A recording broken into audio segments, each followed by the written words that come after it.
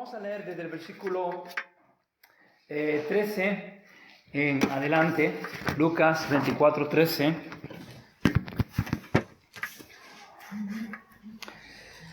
¿Lo tenemos, hermanos? Amén. Muy bien, dice así la palabra del Señor. Dice que, he aquí, dos de ellos iban el mismo día a una aldea llamada Emaús, que estaba a 60 estadios de Jerusalén. E iban hablando entre sí de todas aquellas cosas que habían acontecido. Y sucedió que mientras hablaban y discutían entre sí, Jesús mismo se acercó y caminaba con ellos. Mas los ojos de ellos estaban velados para que no le conociesen. Y les dijo: ¿qué pláticas son estas que tenéis entre vosotros mientras camináis? ¿Y por qué estáis tristes? Respondiendo uno de ellos, que se llamaba Cleofás, le dijo: ¿eres tú el único forastero de Jerusalén que no has sabido las cosas que en ella han acontecido en estos días? Entonces él les dijo: ¿qué cosas? Y ellos dijeron: de Jesús Nazareno, que fue varón profeta, poderoso en obra y en palabra delante de Dios y de todo el pueblo, y cómo le entregaron los principales sacerdotes y nuestros gobernantes a sentencia de muerte y le crucificaron. Pero nosotros esperábamos que él era el que había de redimir a Israel. Ahora, además de esto, de todo esto, hoy es ya el tercer día que esto ha acontecido. Aunque también nos han asombrado unas mujeres de entre nosotros, las que antes del día fueron al sepulcro. Y como no hallaron su cuerpo, vinieron diciendo que también habían visto visión de ángeles, quienes les dijeron: él vive. Y fueron algunos de los nuestros al sepulcro y hallaron así como las mujeres habían dicho, pero a él no le vieron. Entonces él les dijo: oh insensatos y tardos de corazón, para creer todo lo que los profetas han dicho. ¿No era necesario que el Cristo padeciera estas cosas y que entrara en su gloria? Y comenzando desde Moisés y siguiendo por todos los profetas, les declaraba en todas las escrituras lo que de él decían. Llegaron a la aldea donde iban y él hizo como que iba más lejos. Mas ellos le obligaron a quedarse diciendo: quédate con nosotros, porque se hace tarde y el día ya ha declinado. Entró pues a quedarse con ellos. Y aconteció que estando sentado con ellos a la mesa, tomó el pan y lo bendijo, y lo partió, y les dio. Y entonces le fueron abiertos los ojos, y le reconocieron, mas él se desapareció de su vista. Y se decían el uno al otro: ¿no ardía nuestro corazón en nosotros mientras nos hablaba en el camino, y cuando nos abría las Escrituras? Y levantándose en la misma hora, volvieron a Jerusalén y hallaron a los 11 reunidos y a los que estaban con ellos, que decían: ha resucitado el Señor verdaderamente y ha aparecido a Simón. Entonces ellos contaban las cosas que les habían acontecido en el camino y cómo le habían reconocido al partir el pan. Amén. Amén. Estos versículos vamos a orar y vamos a pedir que el Señor nos bendiga y que Él prepare también nuestros corazones. Padre, gracias por tu amor, por tu misericordia, por tu fidelidad. Gracias, Señor, por lo bueno que tú eres, porque tú nos permites estar en tu casa. Señor, gracias porque tu palabra dice, tú dijiste que donde 2 o 3 estén reunidos en tu nombre, allí estás tú. Señor, y sabemos que tú estás aquí porque nos reunimos no en el nombre de ninguna persona, nos reunimos en tu nombre, nos reunimos en torno a ti, nos reunimos para adorarte y nos reunimos para escuchar tu voz, para escuchar aquello que tú quieres hablarnos a cada uno de nosotros.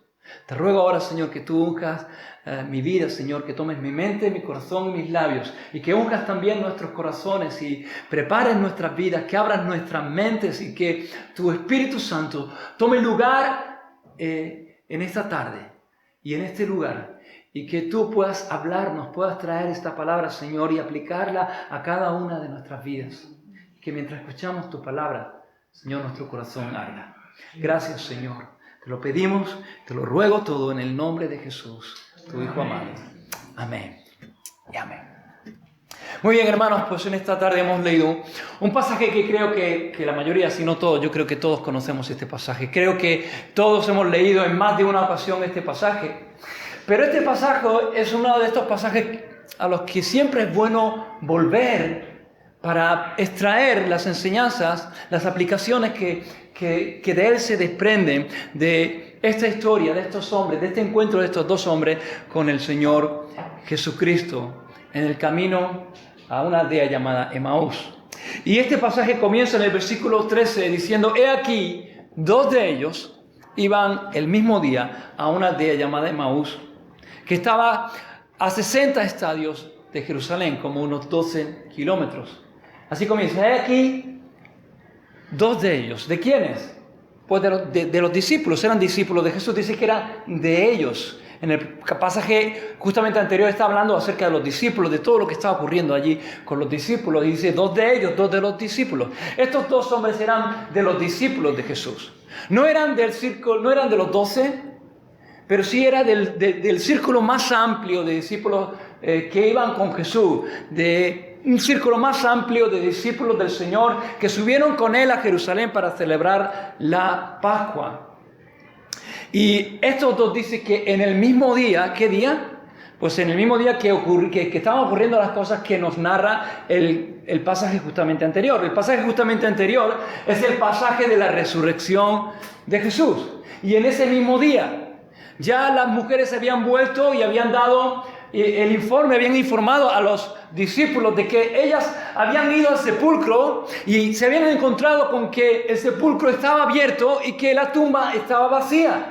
Y que unos ángeles se les habían aparecido y les habían dicho, ¿por qué buscáis entre los muertos al que vive? Y les habían dicho que Jesús vivía. Pedro y Juan, al oír esto de las mujeres, dice que salieron corriendo y fueron al sepulcro para ver si realmente eso era cierto.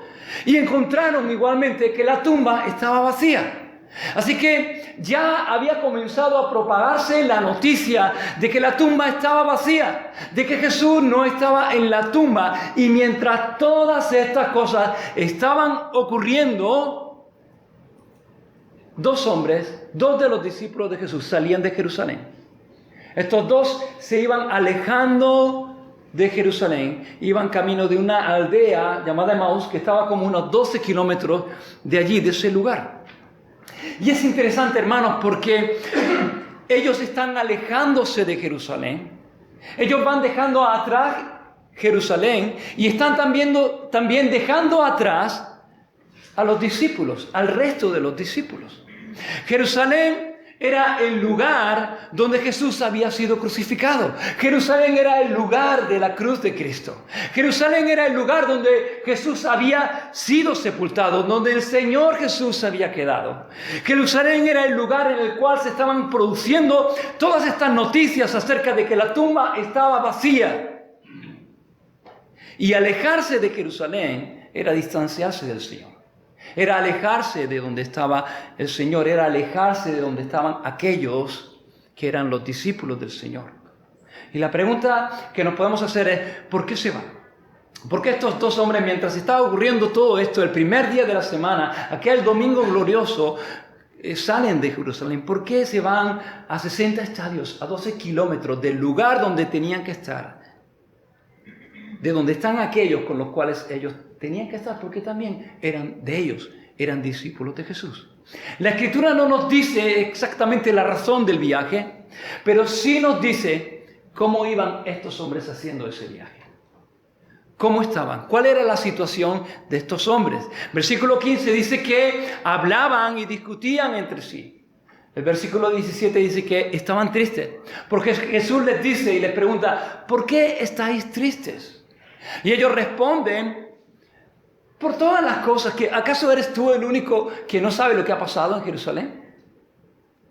Por todas las cosas que han ocurrido en Jerusalén. Y Jesús dice, ¿qué cosas? A ver, contadme, ¿qué cosas? Y ellos le dijeron, de Jesús Nazareno, que fue profeta. ¿Ves? Ellos hablan en pasado. Que fue profeta, poderoso en obra y en palabra delante de Dios y de todo el pueblo. Ellos dicen de Jesús Nazareno, que fue profeta y era poderoso en palabras, en obras y en palabras, en las obras que hacía y en las cosas que enseñaba, porque nadie hizo las cosas que el Señor hizo, ni nadie enseñaba con la autoridad con la que el Señor enseñaba. Versículo 20, y como los principales sacerdotes y nuestros gobernantes le entregaron a sentencia de muerte y le crucificaron. De eso era lo que estaban hablando. De eso iban discutiendo. Ese era el motivo de su tristeza. Ahora, en el versículo 21 hay una frase que revela realmente cómo está el corazón de estos hombres y por qué estos hombres están como están. Versículo 21 dice, pero nosotros esperábamos que Él era el que había de redimir a Israel. ¿Y de qué nos habla esto? Nos habla de las expectativas que estos hombres tenían. Estos hombres tenían una serie de expectativas con respecto a Jesús. Ellos dicen, pero nosotros esperábamos. Estos hombres esperaban algo que aparentemente no ocurrió. Ellos esperaban que Jesús fuese el Mesías que iba a redimir a Israel. Pero había ocurrido todas estas cosas. Y Jesús murió en la cruz. Y estos hombres no podían ver ningún propósito en la cruz. Para ellos la cruz era un elemento de oprobio y de maldición. La misma ley declaraba maldita a la persona que fuera colgada de un madero. Para ellos la cruz era un absoluto despropósito. No podían conciliar la idea del Mesías con la cruz. Y con ella, con la cruz, todas sus certezas acerca de Jesús y todas sus esperanzas acerca de que Él era el Mesías se habían desvanecido y habían muerto. Tenían, como el resto del pueblo judío, una idea del Mesías que había de venir como un Mesías político. Y cuando ellos hablan acerca de redimir, están pensando en el pueblo judío y están pensando en el pueblo romano. Y están pensando también en los romanos. Ellos tenían el concepto de que el Mesías venía a reinar, venía a liberar a Israel. Y claro, Israel estaba bajo el dominio del Imperio Romano. Y cuando ellos dicen, nosotros esperamos que el Señor, que Él iba a redimir. Están pensando en la liberación del yugo de Roma a Israel. Ellos están pensando en eso. Ellos tenían un concepto del Mesías que no se correspondía con la primera venida del Mesías. Y estos hombres van caminando, se van alejando de Jerusalén, están confusos, no entienden por qué, no sabían cómo interpretar todos estos acontecimientos, no sabían qué creer. Y tenían su corazón lleno de dudas. Pero nosotros esperamos ¿qué? Y muchas veces, hermanos, a nosotros nos puede pasar lo mismo. Creemos en Jesús. Sabemos de Jesús. Pero entonces de repente Jesús hace algo, o permite algo en nuestra vida que está totalmente fuera de nuestros planes, fuera de nuestros pensamientos. No era lo que queríamos, no era lo que buscábamos, no era lo que esperábamos. Y estos hombres han pasado y han experimentado cosas que no esperaban y que no entendían. Y muchas veces tú y yo podemos pasar por situaciones, por cosas que no esperábamos y que no entendemos. Y nos encontramos pasando por situaciones que jamás esperábamos pasar por ahí. O nos encontramos en situaciones en las cuales jamás pensábamos que nos íbamos a encontrar. Y a veces, hermanos, esto ocurre en nuestras vidas. Pero nosotros esperábamos ¿qué? Y esta es la pregunta. ¿Qué esperabas tú de Jesús que Él no ha hecho como tú pensabas? ¿Qué esperabas que Jesús cambiara en tu vida? ¿O qué esperabas que Jesús impidiese que ocurriera en tu vida? ¿Qué situación o tal vez qué enfermedad esperabas tú que Dios te protegiese de ella, que te librara o que te sanara? Y Jesús no lo hizo. Y nos podemos encontrar en esta situación y nos podemos encontrar con esta misma frase retumbando en nuestra mente y en nuestro corazón. Pero nosotros esperábamos ¿qué? Y realmente esto nos enfrenta también con nuestras motivaciones, con la razón por la cual nosotros estamos siguiendo a Jesús. ¿Por qué estás siguiendo al Señor? ¿Por qué estamos siguiendo a Jesús? Hay mucha gente que ve a Jesús simplemente como un medio para alcanzar algo. Y ese es el concepto que tienen a Jesús. Tal vez porque también se lo han inculcado así. Ven a Jesús y tus problemas se van a acabar. Ven a Jesús y tu matrimonio se va a arreglar. Ven a Jesús y tus hijos van a ser los mejores. Ven a Jesús y tú vas a ser un hombre exitoso. Vas a ser el hombre más exitoso. Y sabes, a veces vienes a Jesús y no ocurre nada de esto. Sigues teniendo problemas, sigues teniendo que trabajar tu matrimonio y edificar tu relación en tu matrimonio. Sigues teniendo también problemas con tus hijos y no eres el hombre más exitoso del mundo, al menos desde el punto de vista que el mundo entiende el éxito. Y la pregunta, hermanos, que nos tenemos que hacer es, si Jesús decide hacer las cosas de una manera diferente, si el Señor decide hacer lo que tú no esperas, la pregunta es, ¿vas a seguir siguiendo a Jesús o no? ¿Vas a continuar siguiendo a Jesús o no? ¿Vas a seguir confiando en Él? ¿Vas a continuar viéndolo como alguien precioso, sublime, digno de tu amor, digno de tu adoración? Y ese es el asunto. ¿Cuál es nuestra motivación? ¿Qué nos motiva? Porque si lo que nos motiva y lo que vemos es al Señor simplemente como un medio para conseguir lo que nosotros queremos, cuando eso no ocurra, pues se nos va a quitar, ya no vamos a tener esa motivación para seguir al Señor. Y es un asunto de motivación. Y déjame decirte, hermano, déjame que os diga que Jesús no es el medio para alcanzar lo que deseamos. Jesús es el medio que el Padre usó para alcanzarte a ti y para alcanzarme a mí, en mi necesidad. Y ese es el Evangelio. El Evangelio es Dios extendiendo su mano para alcanzarnos a través de su Hijo. Ese es el Evangelio. El Evangelio, el propósito del Evangelio no es darnos lo que deseamos, es darnos y proporcionarnos aquello que necesitamos. Ser reconciliados con Dios, porque sin Dios estamos perdidos y estamos bajo la condenación. Y ese es el propósito del Evangelio. Algunos piensan y vienen al Evangelio simplemente pensando que es un medio para que les vaya mejor, es un medio para alcanzar aquello que ellos quieren en su corazón. Pero el Evangelio es el medio por el cual el Padre nos alcanza a nosotros a través de su Hijo. Ese es el Evangelio. Y estos hombres están tristes, están desanimados, van sin aliento, sin esperanza. Y ya, aunque luego lo dicen, ya se han olvidado del poder de Jesús. De que Jesús era poderoso en obras. De que Jesús era poderoso en palabras. Ya se han olvidado de que el Señor era poderoso para suplir cualquier necesidad de las personas que venían a Él. Y del poder de la palabra de Jesús para llenar nuestras vidas y para llenar nuestros corazones. Ya se habían olvidado porque habían ocurrido una serie de cosas que los habían confundido por completo, completamente. Y a lo mejor tú estás así, o a lo mejor tú y yo podemos pasar por situaciones así. Situaciones de desánimo, de desaliento, de no comprender las cosas. Situaciones donde lo que realmente hay en nuestro corazón es duda. Dudamos de muchas cosas y podemos incluso dudar del Señor. Y eso es estar en el camino de Emaús. Un camino de alejamiento, donde poco a poco nos vamos alejando del Señor.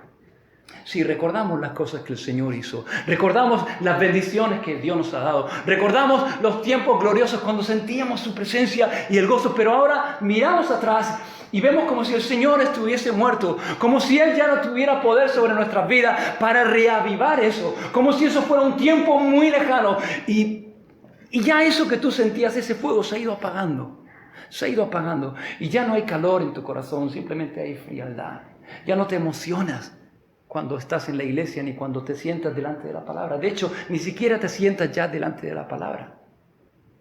Y lo que hay en tu corazón es frialdad espiritual. Y necesitamos volver de la frialdad espiritual a un corazón ardiente, del desánimo a la esperanza. Es lo que estos hombres necesitan. Y es lo que muchas veces tú y yo podemos necesitar. Y entonces, en esa situación, el Señor se acerca a ellos. Ellos se van alejando, pero el Señor se acerca y comienza a caminar con ellos. Versículo 15 dice que Jesús mismo se acercó y caminaba con ellos. Y Jesús se acerca, pero ellos no le reconocen y comienza a ministrar a estos hombres. Comienza a tratar con ellos, comienza a tratar con su corazón. Primero, a través de preguntas. El Señor comienza a hacerle preguntas. Y el Señor pregunta no porque Él no sepa. No porque Él necesite respuestas o necesite información. El Señor sabía perfectamente lo que había en el corazón de estas personas. Dice Juan capítulo 2, versículo 24, que Él no tenía necesidad de que nadie le diese testimonio del hombre, porque Él sabía lo que había en cada hombre. Él sabía lo que había en los corazones. Él sabía perfectamente lo que había en el corazón de estos dos. Pero Jesús les hace preguntas, no para recibir respuestas o para recibir información, sino para hacerles pensar y para dar respuestas a estos hombres. Cuando Jesús nos pregunta, no es para que nosotros le demos respuestas, es para darnos respuestas a Él. Y Jesús le pregunta a estos hombres para darle la oportunidad de expresar lo que hay en su corazón, de sacar lo que hay en su corazón, de expresar cuál es su punto de vista, cómo ellos ven las cosas. Y realmente Jesús se acerca a nosotros. En nuestra necesidad, en situaciones, se acerca y camina con nosotros y está cerca de nosotros, aunque muchas veces no lo reconocemos ni nos damos cuenta, pero Él está y Él quiere escucharnos y Él quiere hablarnos. Y necesitamos hablarle, necesitamos abrir nuestro corazón. Y Él quiere que hagamos esto, Él quiere escucharnos. Pero también, hermanos, no solamente necesitamos hablar al Señor y decirle francamente, Señor, esto está en mi corazón, todas estas cosas están en mi mente, hay un montón de cosas que no entiendo y Él quiere que tú abras tu corazón libremente y que tú le digas eso, pero no solamente quiere eso, no solamente quiere que nosotros le hablemos a Él, sino que nosotros escuchemos lo que Él tiene que decirnos, porque Él tiene cosas que decirnos y necesitamos escuchar lo que Él quiere decirnos. Así que primero Jesús les escucha, les hace preguntas para que ellos puedan expresar lo que hay en su corazón, para que puedan sacar todo lo que hay dentro. Y cuando ellos ya le han dicho todo, le han contado su versión, le han dicho todas estas cosas, entonces, dice el versículo 25, entonces, y ahora viene la respuesta de Jesús. Entonces, dice que comienza a hablarles. ¿Y qué les dice? Les dijo, versículo 25, oh insensatos y tardos de corazón. Oh insensatos, esta palabra insensatos en el original griego se puede traducir por insensatos, por necios, por torpes. Oh insensatos y tardos de corazón. Y el Señor les tira. Va caminando con ellos, está escuchando lo que ellos están diciendo, lo que hay en su corazón, sus dudas, sus inquietudes, sus frustraciones. Y el Señor les tira, como primero les tira un poco de las orejas. Pero el tono aquí, en el original, no es un tono duro, sino que conlleva cierta ternura. Algunos, incluso comentaristas, esto de insensatos o necios, los traducen así, tontitos, ¿no? Porque hay cierta ternura, no hay una severidad, no está siendo muy severo el Señor, sino que hay cierta ternura en el trato de Jesús con estos hombres. Y dice, oh insensatos y tardos de corazón, para creer que, dice el Señor, todo lo que los profetas han dicho.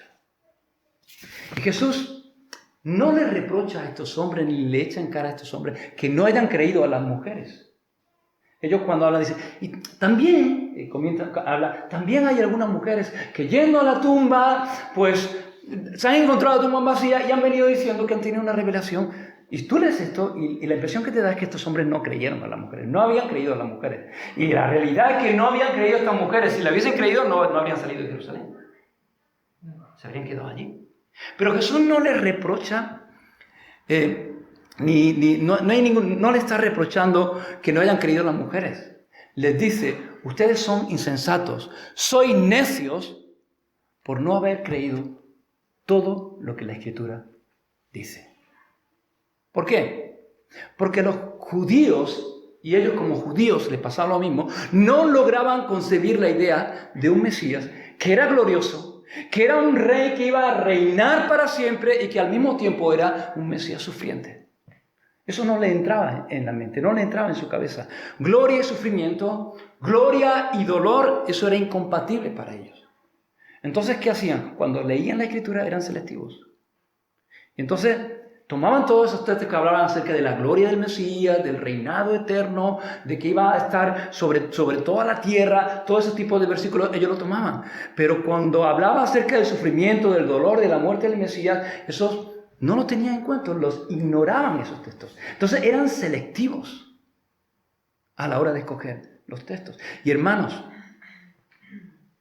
tenemos problemas y nos confundimos muchas veces porque no prestamos atención a todo lo que Dios nos ha dejado en la Escritura. Y somos selectivos. Cuando somos selectivos en la Escritura a la hora de tomar en cuenta solamente unos textos y otros no, eso produce problemas. Nos acarrea problemas. Primera de Pedro, capítulo 4, versículo 12, Pedro le dice: hermanos, amados, no os sorprendáis cuando venga la prueba de fuego, como si de alguna cosa extraña os aconteciese. ¿Por qué Pedro dice: hermanos, no os sorprendáis cuando venga la prueba de fuego? ¿Por qué? Porque muchas veces cuando vienen problemas a nuestra vida y vienen situaciones difíciles y el camino se empina, nos sorprendemos. Nos sorprendemos de que nos vengan estas cosas. ¿Por qué? Porque muchos tienen la mentalidad de que el cristianismo, la vida cristiana, se trata de felicidad, se trata de prosperidad y de que el dolor es algo totalmente ajeno al cristianismo. Y no es así. Todos sabemos que no es así. Todos sabemos que el dolor forma parte de la vida en un mundo caído como este. Y todos hemos pasado por circunstancias de dolor y de sufrimiento. Y seguramente pasaremos por circunstancias de dolor y de sufrimiento. Porque forma parte de la vida. Pero si tú tienes solamente una idea de que el cristianismo, o has venido al cristianismo pensando que el cristianismo te va a dar felicidad y prosperidad, y solamente haces énfasis en esto cuando te vengan los problemas, cuando te vengan las circunstancias, eso te va a causar a ti problemas, inconvenientes, desánimo, desaliento. Te vas a quedar turbado. ¿Por qué? Porque no tienes en cuenta toda la Escritura. Fíjate que Pablo, cuando despide a algunos en su viaje misionero, cuando se despide de los hermanos y les exhorta, les anima a permanecer en la fe, les dice: es necesario que a través de muchas tribulaciones entremos en el reino de Dios. A través de muchas tribulaciones entremos en el reino. Jesús dijo: en el mundo tendréis aflicción. Hermanos, yo nunca he leído muchas veces la Biblia, de Génesis a Apocalipsis. Nunca he encontrado un versículo que se nos prometa: en el mundo tendréis bendición. Nunca. Jesús no dijo: en el mundo tendréis bendición, pero dijo: en el mundo tendréis aflicción. La bendición no está en el mundo, la bendición está en Cristo. En el Señor tenemos bendición. Pero mientras estemos en este mundo vamos a tener aflicción. Y tenemos que esperar momentos de aflicción y momentos de dolor. Pero si somos selectivos, muchas veces somos selectivos, nos gusta y tenemos muy en cuenta los pasajes que hablan de esto, de las bendiciones, de los beneficios del cristiano. Pero tenemos, hermanos, que tener en cuenta toda la Escritura, porque toda la Escritura nos ha sido dejada y toda la Escritura es palabra de Dios y tenemos que conocer y creer toda la Escritura. El mundo dice: vosotros los cristianos sois necios porque creéis en la Biblia. Jesús les dice: vosotros sois necios por no creer todo lo que está en la Biblia. Una diferencia abismal. El mundo constantemente te va a decir: ¿pero tú qué crees en la Biblia? ¿Pero tú crees eso? ¿Pero tú crees lo que te dice la Escritura? Y el mundo te va a tratar a ti como un necio por creer en la Biblia. Pero realmente Dios dice: tú eres necio cuando no crees en la Biblia. Y no solamente cuando no crees en la Biblia, sino cuando no crees todo lo que está en la Biblia. Hay una diferencia abismal entre lo que el mundo dice y lo que dice Jesús. La pregunta es: ¿a quién le vas a hacer caso? ¿Qué vas a hacer? ¿A quién vas a creer? ¿A quién vas a seguir? ¿Qué vas a hacer con este libro? ¿Y cómo Jesús restaura nuestros corazones? ¿Cómo Jesús restaura los corazones de esta persona? A través de este libro, a través de la Biblia, porque la Biblia es viva, eficaz. Viva y eficaz. Y si estás triste y estás decepcionado, ¿tú sabes lo que tienes que hacer? Yo no sé si ahora estás triste o estás decepcionado o estás pasando por un periodo donde tú ves que hay frialdad en tu corazón en cuanto a las cosas del Señor, en cuanto a Cristo. Si tú estás ahí, ¿sabes lo que tienes que hacer? Lo que tienes que hacer es tomar este libro, tomar la Biblia, ponerte de rodillas, abrirlo y dejar que el Señor te hable. Te hable. Y creer todo lo que está escrito en este libro. Y decirle, Señor, yo soy torpe. Soy un necio. Y lento de corazón, Señor. Pero enséñame. Abre tu palabra. Y haz que tu palabra encienda de nuevo mi corazón. Haz que tu palabra derrita la frialdad de mi alma. Porque tu palabra es vida. Tu palabra trae vida. Y Jesús le dice, ¿no era necesario? ¿Era necesario o no era necesario? ¿No era necesario que el Cristo padeciese por todas estas cosas? ¿No era necesario que Jesús muriese en la cruz? Ellos no lo veían como necesario. Pero la Escritura enseñaba claramente que era necesario.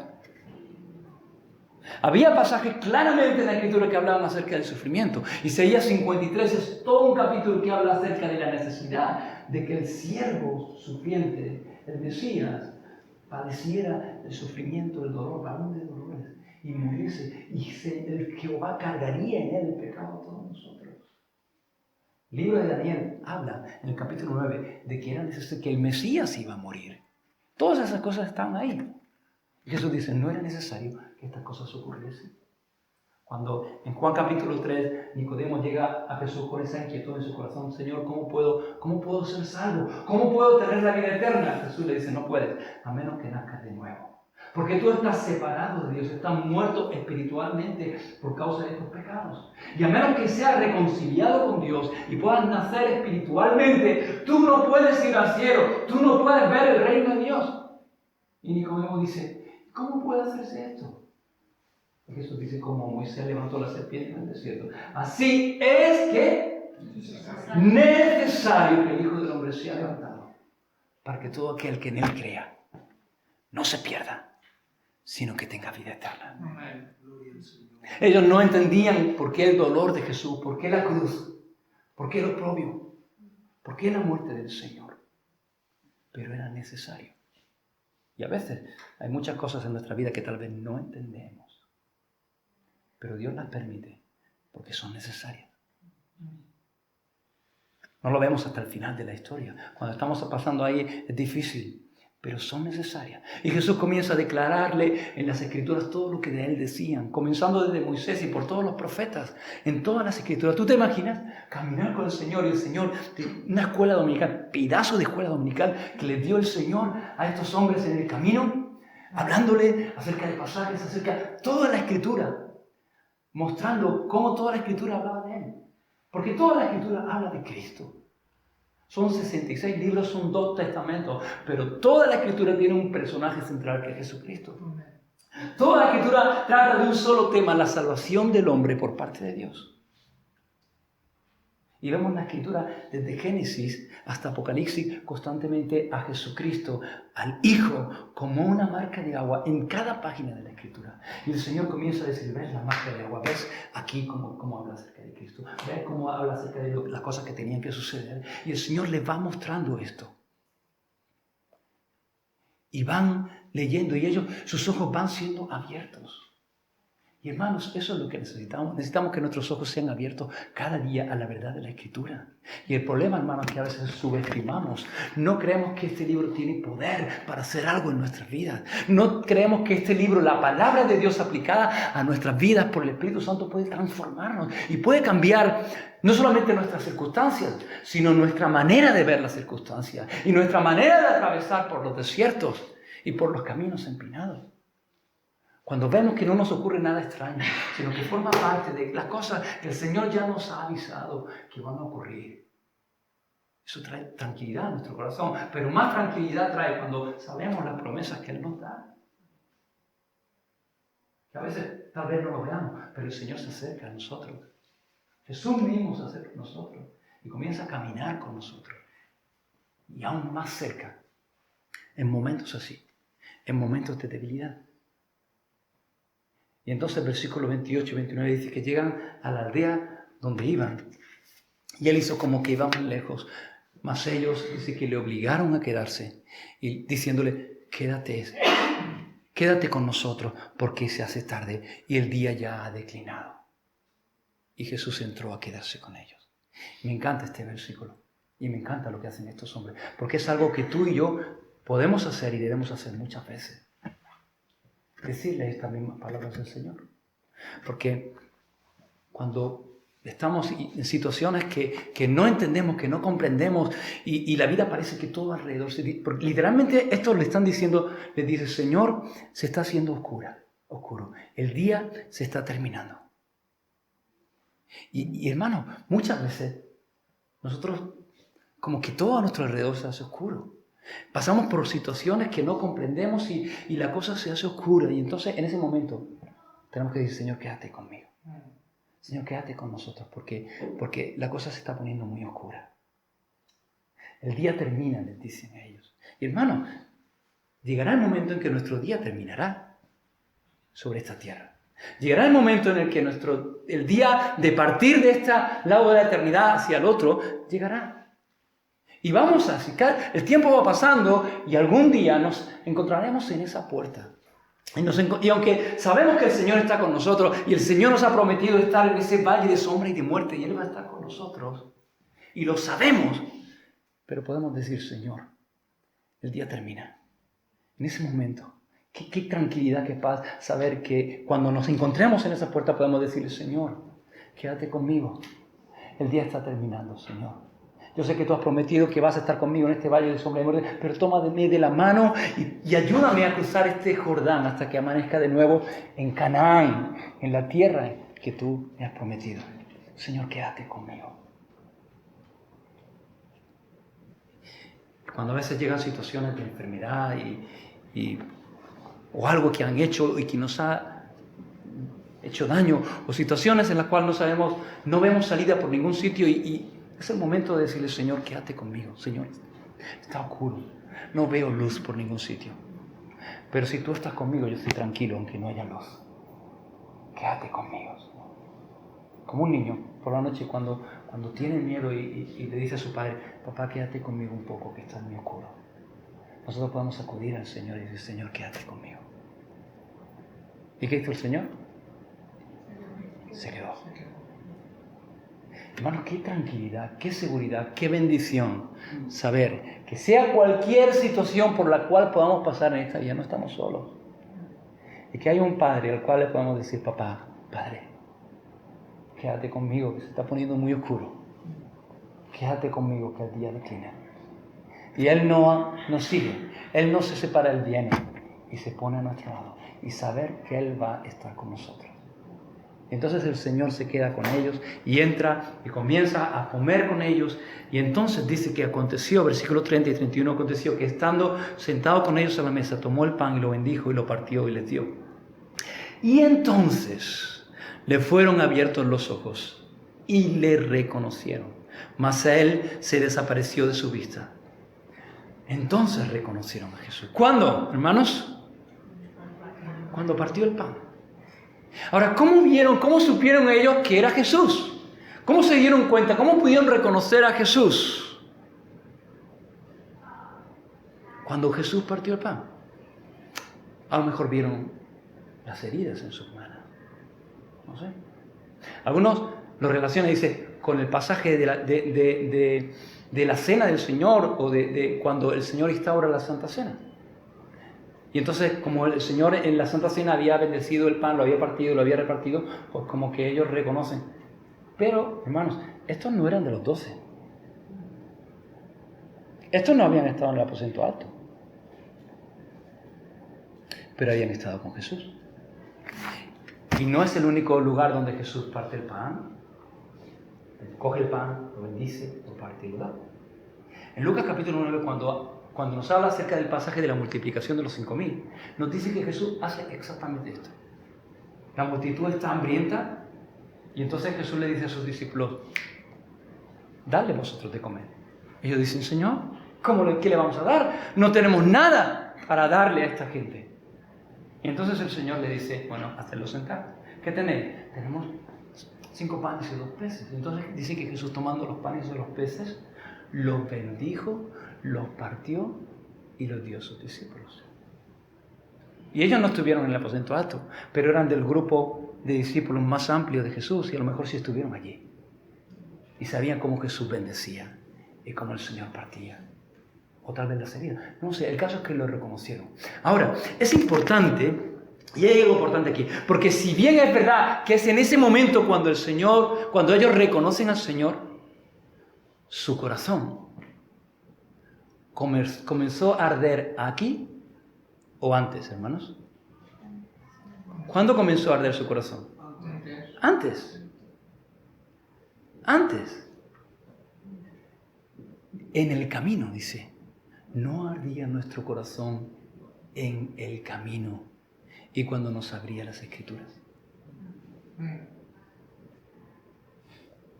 Sus corazones, que eran aguas que se estaban apagando, que eran ceniza, porque estaban fríos espiritualmente, decepcionados con el Señor, volviendo, yéndose del lugar donde estaban el resto de los discípulos, alejándose de la cruz, alejándose del Señor, comenzaron a arder, ¿dónde? En el camino, mientras el Señor les mostraba las Escrituras.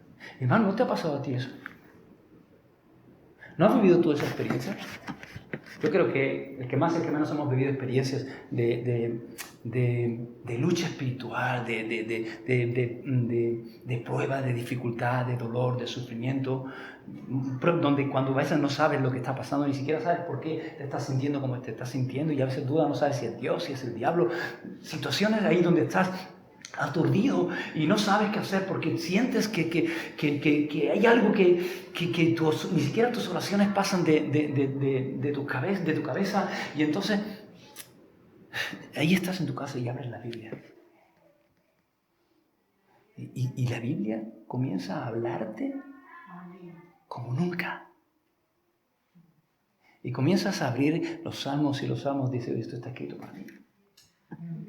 Comienza a arder tu corazón. Y luego pasa.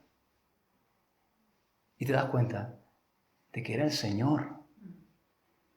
Pero el Señor estaba contigo y caminando a tu lado antes de que tú te dieras cuenta de que era el Señor. Solamente te das cuenta de que era el Señor al final. Cuando ya has salido. Lo reconoces, pero luego te acuerdas y dices: claro, es el Señor que me ha hecho pasar por aquí y me ha enseñado esto y he aprendido esto. Y al final esto que para mí era algo terrible, ha sido una bendición tremenda para mí. Era el Señor. Y ahora me di cuenta, claro, que era el Señor el que estaba conmigo. Cuando yo a las 5 de la mañana o 6 de la mañana me sentaba porque no podía dormir y me sentaba en mi sillón y abría la Biblia. Y el Espíritu Santo, el Señor, tomaba esa palabra y la hacía viva para mí. Y mi corazón ardía. En el camino. En el camino. ¿Y qué hacen ellos cuando reconocen al Señor? Dice que inmediatamente se levantan y toman el camino de vuelta. Cuando estaban decepcionados, ¿qué hacen? Se van alejando, van dejando atrás Jerusalén, se alejan de los discípulos, de los hermanos en la fe. Pero cuando Jesús trata con ellos, cuando restaura sus corazones, cuando convierte la frialdad de nuevo en una pasión por su Señor y lo ven de nuevo todo claro y la desesperanza se convierte en una esperanza, entonces ellos lo primero que hacen no es irse a la cama y decir: bueno, mañana será otro día. No, se levantan y regresan donde está el resto de discípulos. Y es importante, hermanos, es importante que tú y yo comprendamos que Jesús no nos quiere lejos, nos quiere cerca los unos de los otros. Y que si amamos al Señor, si el Señor prende ese fuego de pasión y de amor por el Señor, también vamos a amar a su iglesia. También vamos a amar los suyos. También vamos a querer estar con aquellos que también son de Él. Y no podemos pretender amar al Señor. Tú puedes decir: yo tengo un corazón apasionado por el Señor. Si tú tienes un corazón apasionado por el Señor, tienes un corazón apasionado por las cosas que el Señor ama. Si tú amas al Señor, vas a amar a la iglesia. Tú no puedes amar al Señor y no amar a tus hermanos. Tú no puedes amar al Señor y no amar a la iglesia. ¿Y cómo demuestras que amas a la iglesia? Buscando estar con ellos, congregándote, estando juntos. Y a veces podemos poner muchas excusas y podemos decir, bueno, pero es que hay hermanos que me han defraudado, o hay hermanos que me han hecho daño, o que me han tratado mal. Mira, perdona, Jesús no te ha defraudado, ¿a que no? Jesús nunca nos defrauda. Jesús nunca nos trata mal. Y Él siempre es digno de nuestro amor. Y si amamos a Jesús, queremos agradarle. Y si amamos a Jesús, vamos a amar a su iglesia. Y vamos a procurar estar cerca. Ese hermano que es tan diferente a ti, de ese hermano que tiene tanto que aprender. Pero es ahí donde Dios te ha puesto. Ahí es donde Dios te quiere. Y cuando tú sabes eso, ahí voy a estar. A pesar de muchas cosas, Dios te ha puesto en una familia. En una familia disfuncional, sí. En una familia, hay familias también difíciles. Pero es tu familia. Es donde Dios te ha puesto. Y ahí estás. Y allí llegan y comienzan a gozar, y empiezan a decirle. Y cuando llegan allí se encuentran con que ellos van a dar la noticia y se encuentran con que lo primero que le dicen a ellos antes de que ellos hablen, dicen, el Señor ha resucitado, le dicen los otros. Le dicen, lo sabemos, en el camino el Señor se acercó y nosotros nos íbamos, no queríamos saber ya nada de vosotros ni del Señor, pero Él se acercó, caminó con nosotros y le cuenta todas las cosas. Y comienzan a compartir las cosas que tienen en común. Y eso es lo que nos une. Que todos tenemos en común que hemos tenido un encuentro con el Cristo resucitado. Y luego están juntos. Y más adelante, si seguís leyendo, ¿qué ocurre? Que el Señor se presenta otra vez. ¿Dónde? En medio de su iglesia. Y por eso es bueno estar juntos. Porque cuando estamos juntos, el Señor está en medio nuestro. Y tenemos que reunirnos, porque cuando la iglesia se reúne, el Señor preside. Y el Señor está aquí. Y el Señor se aparece. De nuevo vemos al Cristo. Y vemos que Él está vivo y que el Señor obra y sigue obrando en nuestras vidas. Y el Señor quiere seguir obrando en cada una de nuestras vidas. Y le muestra sus manos, sus heridas. Y es interesante. Termino, pero fíjate que el Señor les hace otra pregunta. Cuando ya el Señor se aparece a todos, les hace otra pregunta. Y la pregunta que le hace, versículo 41, le dice, ¿tenéis algo que comer? Y hermano, yo sé que el Señor está diciendo esto porque ellos están turbados, no saben qué pensar. ¿Esto qué es? ¿Es el Señor? ¿Realmente es una aparición? ¿Qué es esto? Y el Señor le muestra, hermano, para que vean que Él ha resucitado en cuerpo y carne, no solamente en espíritu, Él ha resucitado. Pero me parece interesante la pregunta. ¿Tenéis algo de comer? ¿Tenéis algo de comer? Porque cuando la alimentación de los 5.000 les hace esa pregunta a los discípulos, dadle vosotros de comer. Y ellos dicen, no tenemos que darle de comer. Pero ahora que el Señor ha resucitado, que ya ha llevado a cabo su obra de salvación en la cruz, les hace esta pregunta, ¿tenéis algo de comer? ¿Tenéis algo que darle a la multitud? ¿Tenemos algo que darle a este mundo hambriento? Tenemos a Jesús. Tenemos al Cristo resucitado. Y este mundo necesita al Cristo resucitado. Amén. Vamos a orar. Quiero enamorarme más. Yo quiero enamorarme más. Yo quiero enamorarme